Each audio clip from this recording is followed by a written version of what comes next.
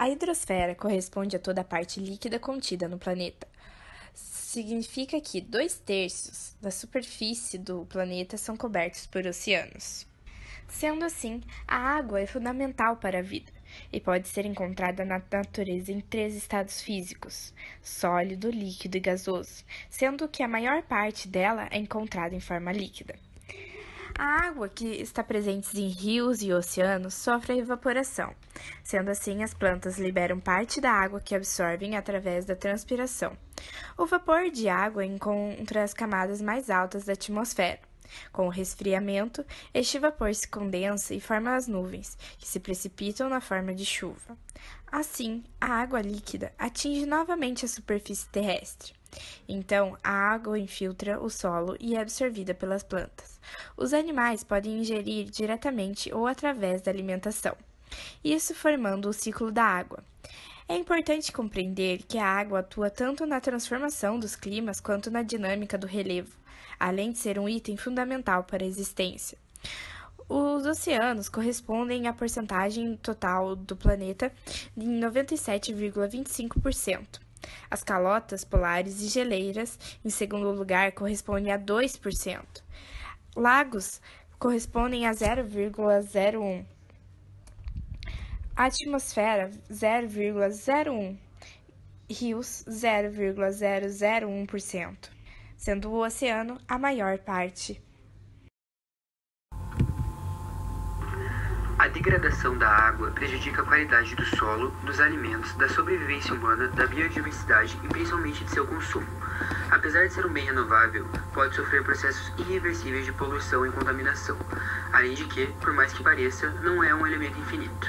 O setor agrícola é o maior consumidor de água do mundo, sendo que nos últimos 2 anos seu crescimento correspondeu a 60% do consumo total de água da Terra. No século XX, o aumento do consumo superou 2 vezes o populacional.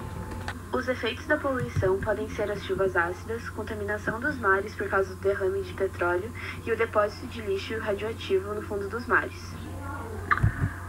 A consciência dentro de uma sociedade capitalista de que os problemas ambientais estão aumentando é muito importante. Algumas organizações têm criado uma consciência e conscientizando toda a população em relação a esse assunto.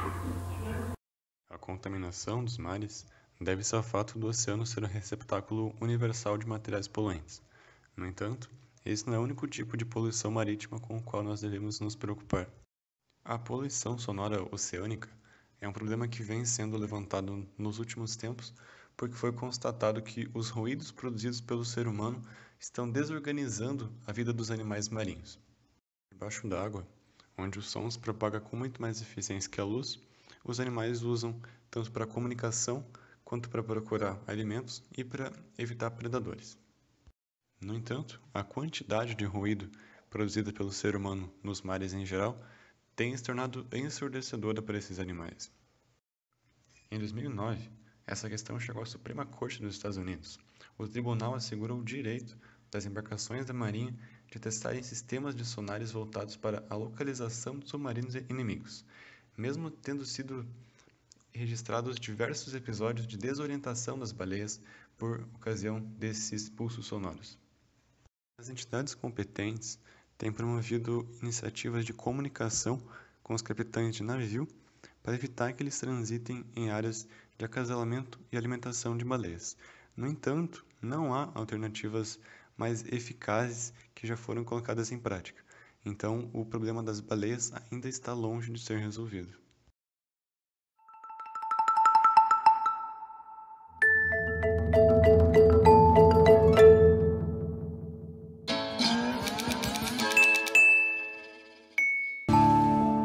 As ações humanas têm contribuído para o desequilíbrio do fluxo cíclico e natural das águas. E agora? Agora precisamos agir para reequilibrar esse ciclo. Sem a mata, a água não penetra no solo, não abastece os lençóis freáticos e ainda causa erosão. O solo fica estéril e a região sujeita a inundações.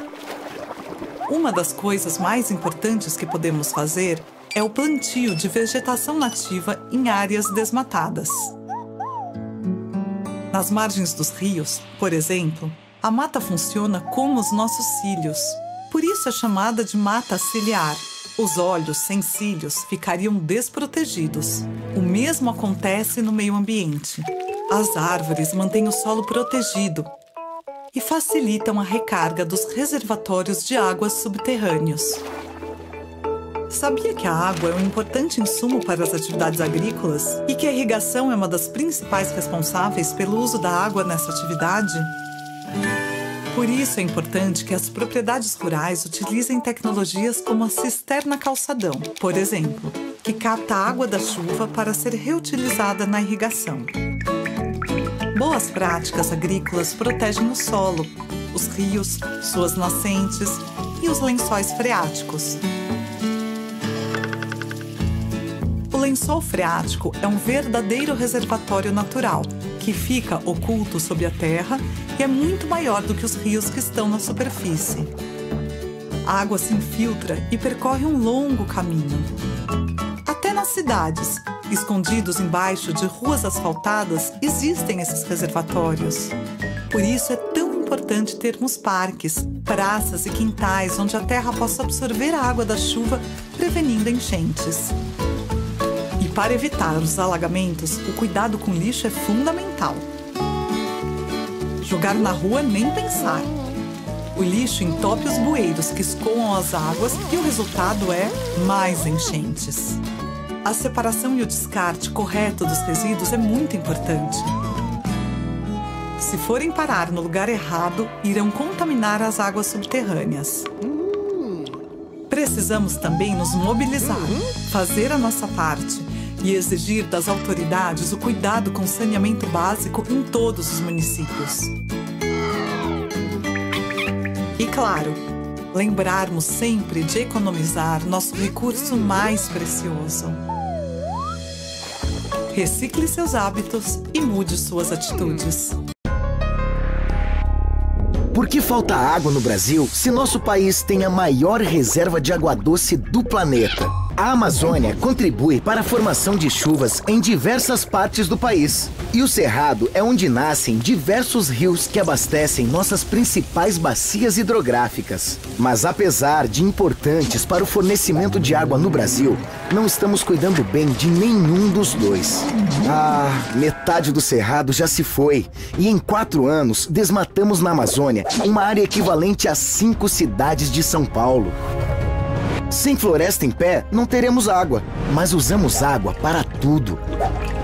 Ao acionar uma descarga convencional, lá se vai água. Em um banho de 10 minutos, mais água. E de água virtual, quanto você consome? Pera. Água virtual?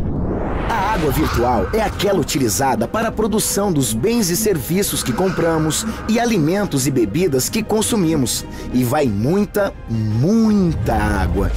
O cafezinho depois do almoço e aquele pedaço de picanha de 1 quilo que você saboreia num churrasquinho com o pessoal. Está na hora de repensar nossa relação com a água. Precisamos usá-la racionalmente, evitando o desperdício e encorajar os outros a fazer o mesmo. O poder público precisa frear o desmatamento e garantir a restauração da vegetação em margens de rios, no entorno de nascentes e em áreas de mananciais. Também precisa melhorar os sistemas de abastecimento e distribuição de água. O problema de crise hídrica é complexo, mas resolvê-lo é muito simples. A melhor opção é prevenir para não precisar remediar. E aí, qual vai ser a gota d'água nessa história toda?